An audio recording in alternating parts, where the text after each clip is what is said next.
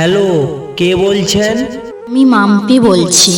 আজ হঠাৎ কি মনে করে আমাকে ফোন করলে?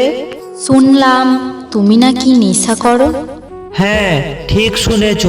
তুমি চলে যাওয়ার পর নেশাটাই যে আমার ভালোবাসা হয়ে গেছে।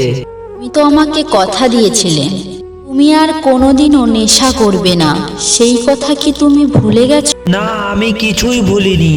তুমিও তো আমাকে কথা দিয়েছিলে আমাকে কখনো ছেড়ে যাবে না। তাও তুমিও তো আমাকে ছেড়ে অন্য কারো কাছে চলে গেছো। আমি জানি তুমি আমাকে অনেক ভালোবাসতে, কিন্তু আমার কিছু করার ছিল না। আমি যদি সেই দিন বিয়েটা না করতাম, তাহলে যে আমার বাবাকে চিরতরে হারাতে হতো।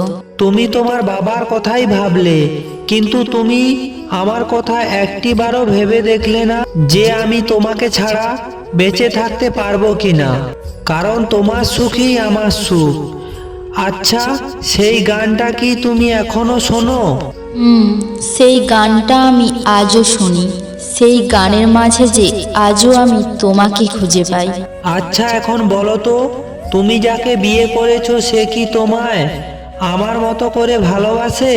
তুমি সেটা ভাবলে কি করে যে তোমার মতো করে আমায় আর কেউ ভালোবাসতে পারবে? আমি তোমাকে যখন এতই ভালোবাসতাম তুমি সেটা জানতে, তাহলে তুমি একটিবারও ভেবে দেখলে না যে আমার তোমাকে ছাড়া থাকতে কতটা কষ্ট হয়? আমার যে কিছু করার ছিল না। আচ্ছা, আমি রাখছি। আমার স্বামী তোমার সাথে কথা বলতে দেখলে আমাকে অনেক মারধর করবে। তোমার স্বামী তোমাকে মারধর করে? একটু ভুল হলেই আমাকে অনেক মারধর করে। আচ্ছা, একটা কথা বলবো? বলো। আমি যদি তোমার কাছে আবার ফিরে আসি, তুমি আমাকে গ্রহণ করবে? হ্যাঁ, অবশ্যই। কারণ তোমাকে আমি কখনো ভুলতে পারবো না। তাই তুমি যখনই আমার কাছে আসতে চাইবে আমি তখনই তোমাকে গ্রহণ করে নেব। তুমি সত্যিই অনেক ভালো। আসলে এই পৃথিবীতে যে যাকে মন থেকে ভালোবাসে সে তাকে পায় না। তোমাকে যদি আমি সারা জীবনের মতো আপন করে পেতাম, তাহলে আমি অনেক সুখী হতাম। জানো, উপরওয়ালার কাছে আমি কিছুই চাইনি, শুধুমাত্র তোমাকে সারা জীবনের জন্য নিজের করে চেয়েছিলাম। কিন্তু ভাগ্যের কি নির্মম পরিহাস, আমি তোমাকে সারা জীবনের জন্য আপন করে পেলাম না।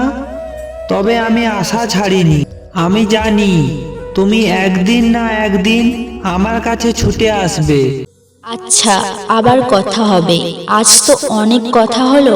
আমার স্বামী দেখলে আমায় মারধর করবে। বাই, ভালো থেকো তুমি। আর আমি খুব তাড়াতাড়ি তোমার কাছে চলে আসবো। তুমিও খুব ভালো থেকো।